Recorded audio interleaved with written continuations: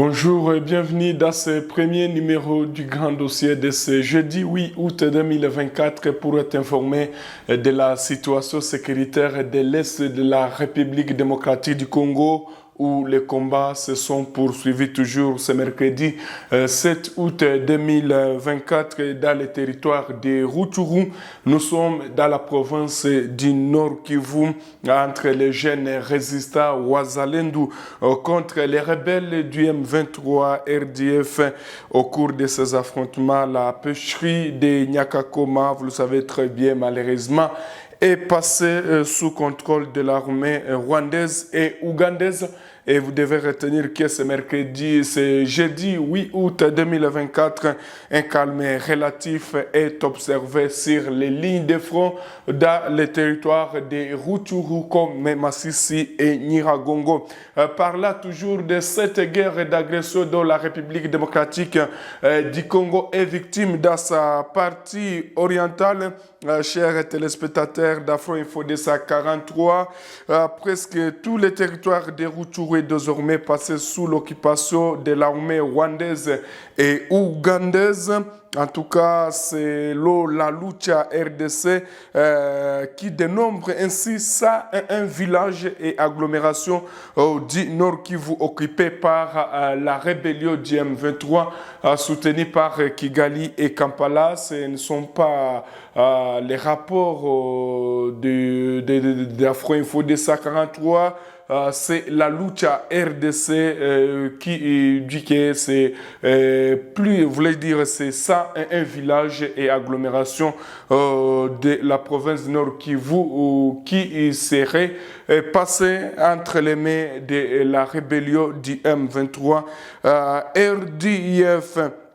Alors, dans ce même chapitre encore, vous devez retenir que la coordination de la société civile, forces vives de la province du Nord Kivu, déplore, voulais-je dire, déplore ce qu'il juge de l'indifférence qui caractérise le gouvernement de la République démocratique du Congo dans la guerre du M23 RDF et AFC.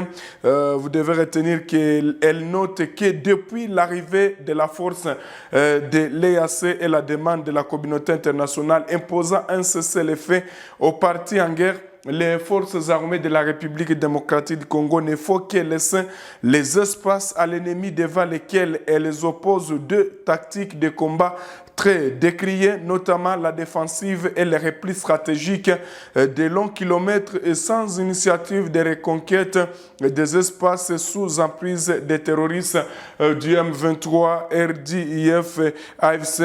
Ce comportement si on dénonce avec la dernière énergie inaugurée du jour au jour un climat de désespoir dans le chef, voulais-je dire, de la population du Nord Kivu, selon toujours la société civile Force Vive du Nord Kivu. Cette structure citoyenne appelle l'armée congolaise à lancer des opérations de grande envergure en lieu et place de jouer à la défensive.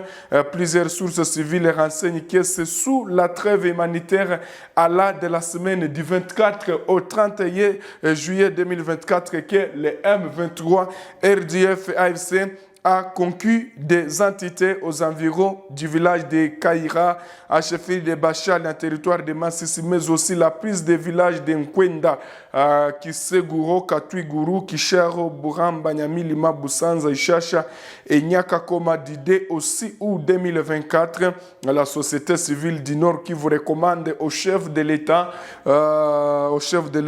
de mettre fin au cessez-le-feu unilatéral observé par les FARDC et ordonner urgemment l'organisation des opérations militaires foudroyantes généralisées sur toutes les lignes de front en vue de reconquérir tous les espaces sous l'emprise de l'ennemi.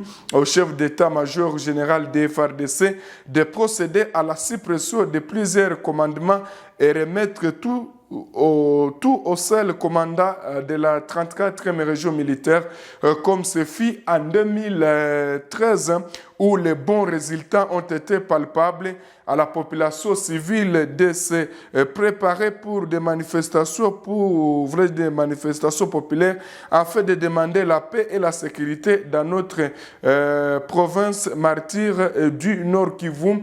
Vous le savez très bien que ce sont des recommandations de la société civile au cours d'un point de presse organisé. En tout cas, cette structure citoyenne appelle au gouvernement, également au chef de l'État, d'autoriser qu'il y ait des grandes offensives contre les terroristes du M23, comme ça a été le cas en 2013 où la RDC ou les FARDC ont réussi à frapper les terroristes du M23, RDF qui sont rentrés chez eux au Rwanda, également en Ouganda. C'est ce que cette structure citoyenne demande, en tout cas, qui est les FARDC passe à la défensive pour bouter dehors l'ennemi de la paix qui est le M23, soutenu, parrainé par Kigali et Kampala. Et toujours, comme on est en train de parler de la situation sécuritaire dans l'Est de la République démocratique du Congo, dans un communiqué publié ce mercredi 17 août 2024, les services de communication et d'information de la 34e région militaire sous l'instruction du général-major Alain Binzambe Dieu Gentil a recommandé à tous les militaires et policiers habitants de la cité détachés ou s'y trouvant pour une raison particulière de se présenter munis de leurs armes auprès des chefs du quartier pour leur identification. Cette mesure qui prend effet dès aujourd'hui vise à renforcer la sécurité dans la région du Nord Kivu. C'est ce que vous devez retenir, chers téléspectateurs d'Afron Info 243. Alors, comme toujours, nous sommes en train de parler de la guerre à l'est de la République démocratique du Congo. Vous devez retenir que le président sud-africain Cyril Ramaphosa, président de la République d'Afrique du Sud, entame ce jeudi 8 août 2024 une visite de travail au niveau du Luanda, la capitale angolaise. Il va rencontrer son homologue angolais Joao Lourenço, médiateur désigné par l'Union africaine dans la crise entre Kinshasa et Kigali, pour aborder la situation sécuritaire qui prévaut dans l'est de la République démocratique du Congo. Le président Ramaphosa et le président Lourenço partageront également leur point de vue sur des questions d'intérêt mutuel et régional, notamment la situation sécuritaire dans l'est de la République démocratique du Congo, sur les efforts régionaux et continentaux visant à résoudre les conflits qui a affligé le continent, annonce la présidence sud-africaine. Vous devez retenir que l'Afrique du Sud est contributeur des troupes de la SADC déployées dans l'est de la RDC pour faire face aux rebelles du M23 parrainé par Kigali et Kampala.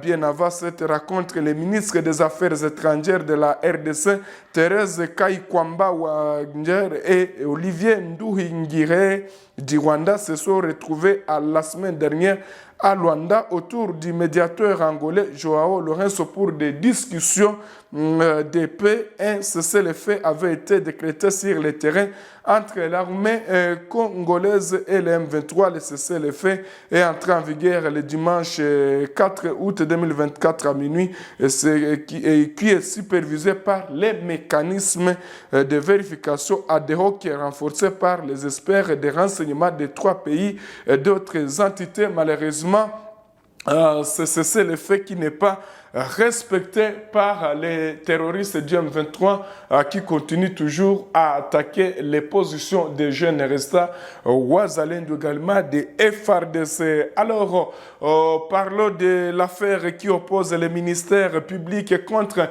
l'ancien président de la CENI et leader du mouvement politico-militaire Alliance Fleuve Congo AFC, Corneille Nangaa Eko Soro, reprend ce jeudi 8 août 2024 devant la cour militaire de Kinshasa. Nous sommes dans la commune de Gombe.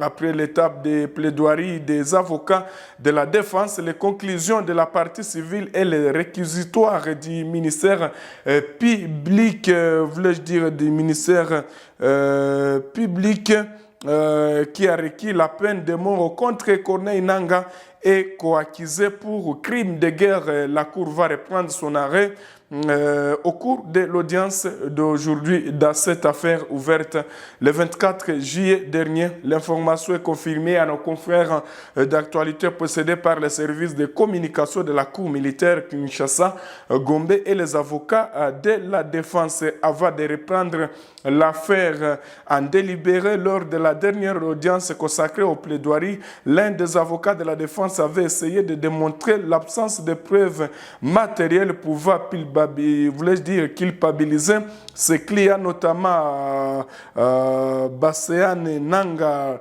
l'oncle du chef de l'AFC. À l'en croire, il n'y a aucune preuve démontrant que leurs clients ont participé à un mouvement insurrectionnel et qu'ils ont commis des crimes ou qu'ils ont trahi la République démocratique du Congo. Il faudrait arriver à démontrer qu'ils sont coupables. Alors, comme toujours, on est en train de parler de cette guerre.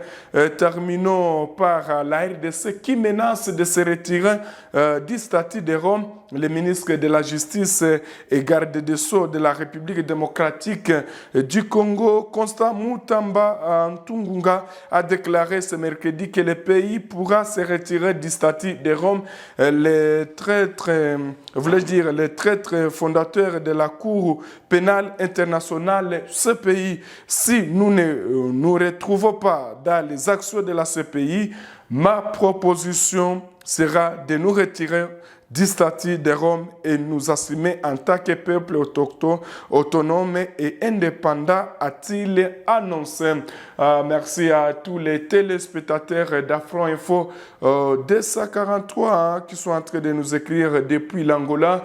Également, vous nous écrivez depuis Paris, Angleterre, Belgique et pourquoi pas Kinshasa, dans les Haut-Katanga, Lodja, Fungurume, dans les 26 provinces de la République démocratique du Congo. En tout cas, nous sommes arrivés à la fin de ce premier numéro du grand dossier.